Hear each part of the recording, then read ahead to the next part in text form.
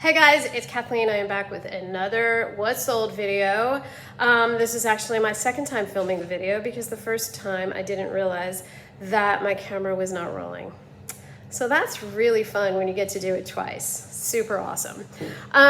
If you are new to my channel, I am a part-time reseller and a full-time school counselor, and I troll yard sales and garage sales and thrift stores looking for undervalued merchandise I can flip for a profit on online platforms like eBay, Poshmark, Mercari, Etsy, and Facebook Marketplace. Okay, so guys, everything for this What's Sold video is from eBay, and that means that shipping is included, so I didn't go out of pocket for shipping on any of these items. All right, let's get rolling again. All right, so first up is this vintage 1970s royal blue V-neck cardigan by Izod Lacoste.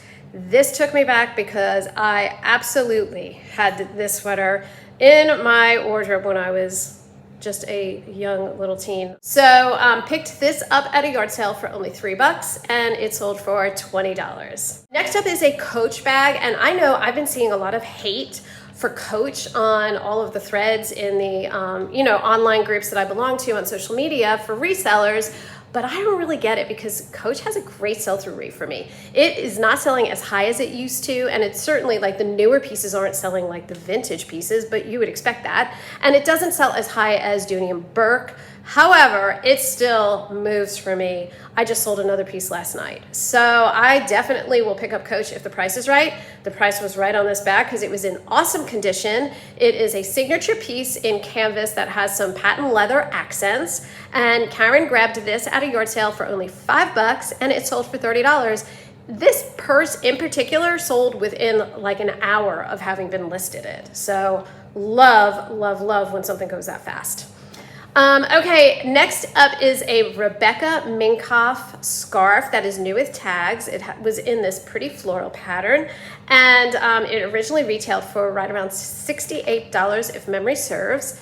And this actually came from my mom. She picked it up at one of her rummage sales in Florida. So thanks, Mom. So zero cost of goods, hooray. And it sold very quickly for $16. This is my first time selling anything Rebecca Minkoff. I know that I've watched other resellers that are on YouTube, and they've had some luck selling her clothing. So I would definitely pick up something by Rebecca Minkoff again in the future. Okay, Eileen Fisher is another one that I am seeing all the hate spewing on social media, but I love Eileen Fisher. I know it doesn't sell like it used to, but I don't care, it still sells, particularly if I can get it in a larger size. So this Eileen Fisher draped cardigan was in this gorgeous like burnt orange color. It was in a size extra large, and I picked this up at an estate sale on the last day of the estate sale, and they were just dumping merchandise. So all they wanted to do was get rid of stuff. And so I only paid $1 for this, and it sold for $24. This pair of Cariuma, and I might be murdering that name, is a brand of tennis shoes out of Brazil, and Karen picked these up at Goodwill for $5.99. I had never heard of the brand before, but the comps were really decent. This pair of shoes in particular was in a size 8.5, and we flipped them for $36. They were listed a hot minute, but definitely not more than 3 months, so I was glad to move them out, as you would imagine, because my shoe pile is considerable. Let's just say that. I've got shoes in 1, 2, 3 closets, 4 closets, and I've still got others in piles ready to be listed, so I need to move some shoes out. Okay, next is this torrid gray shark bite hem type of tunic in a size 2, which if memory serves, I think that's like an extra large or an extra, extra large. I'll flash it up there because I'm not really sure. We got this at Goodwill for $5.99 and it sold for $18. Jamie Sadek, I love you, Jamie Sadek. Anything that I have ever picked up at a yard sale from Jamie Sadek, I have only paid $1 or $2 for at the most, and it has sold quickly and for a decent profit. This tank top is no exception. Really, really pretty. Had that animal stripe thing going that Jamie Sadek is known for. It was in a size large, and it was a 1/4 zip tank in this like crepey type of material. So cute. Again, I paid only $1 for it at a yard sale, and it sold within a couple of days of having listed it for $26. Next is a flatware set. I picked up this entire flatware set of Versailles stainless steel vintage flatware from Japan. And I got it at a yard sale or an estate sale. It was like one of those drive-by estate sales where they have a sign up and it wasn't, you know, advertised on estatesales.net. And I love sales like that because there's always a deal to be found. Anyway, I picked up the whole set of flatware for only $5 and I lotted it up into 5 different lots.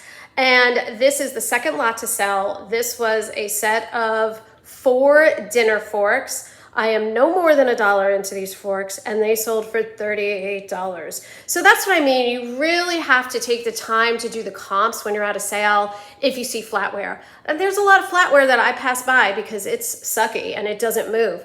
But let me tell you, I have hit some winners. Oneida, I hit that one out of the park. I paid $5 for a set of Oneida, lotted it all up, and I was well into the $150, $160 range in profit. So definitely take the time to look up those comps. Well worth it. Next is this beauty counter overnight peel. Karen won this at school. So this was a 0 cost of goods, yay. And this sold for $46. This was new in the package. You might remember me picking up this Christian Dior vintage robe. It was in this lovely like maroon paisley design, but it had 2 significant holes in it, but they were along the seam.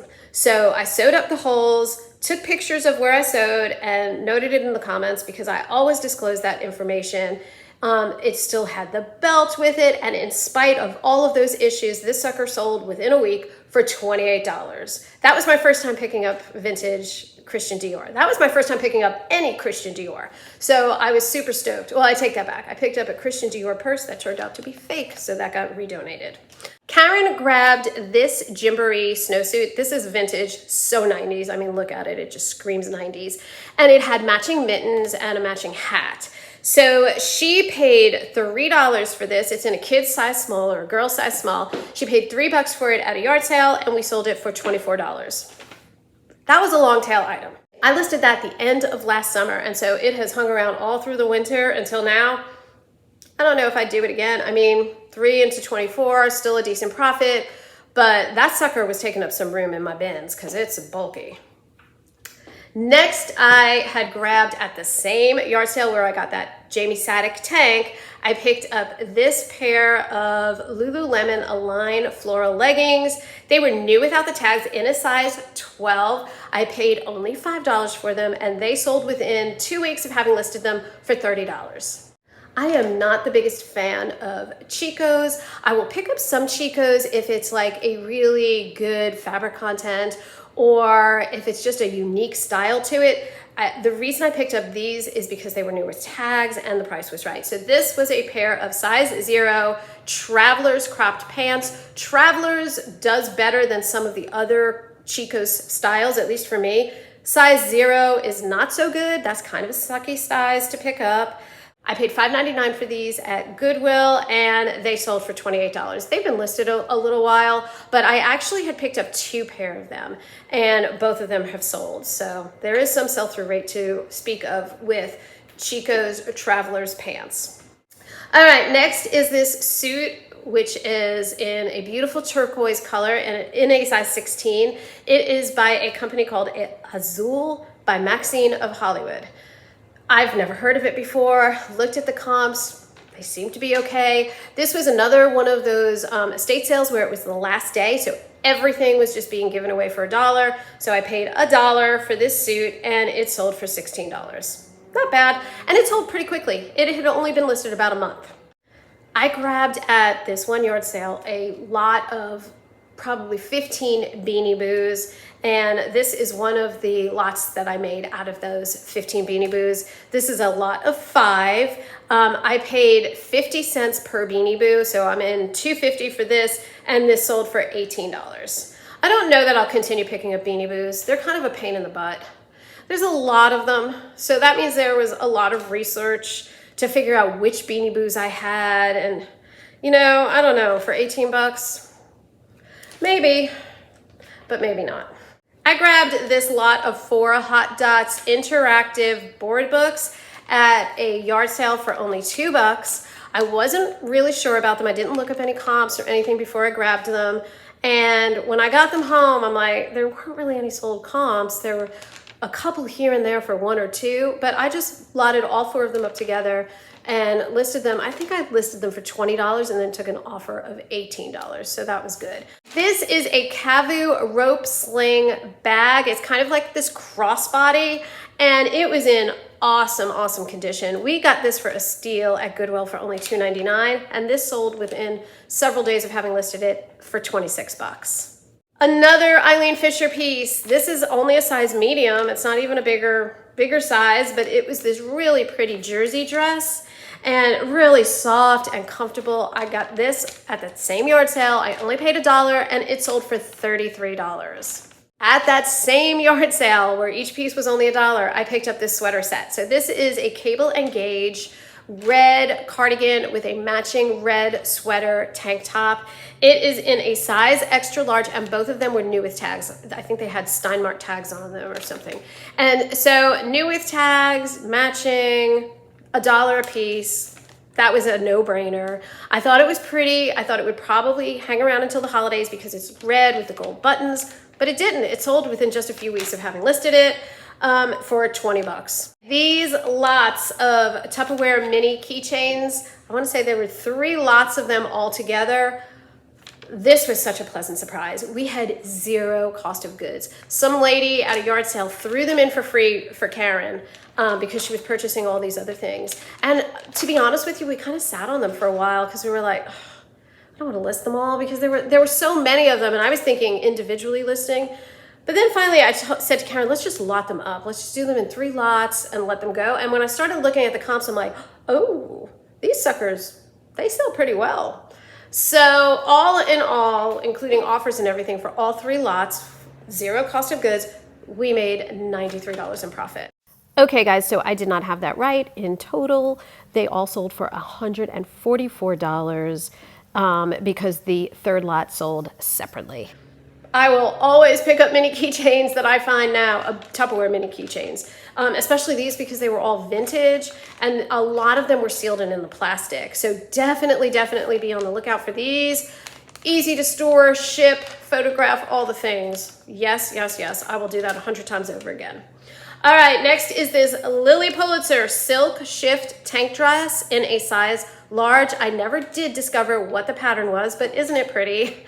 And whenever I see that kind of floral and bright pattern of Lily Pulitzer, and not all of her stuff is patterned like that, those always move for me. This was no exception. This sold within a week of having listed it.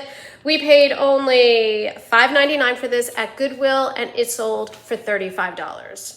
Next up is this Victoria's Secret gold label silk cami. Super pretty, really nice. I just loved everything about it. In particular, it's gold label. I'm not gonna lie, that's my favorite label to pick up. This was at a yard sale for only $2 and it sold within a week of having listed it for $27.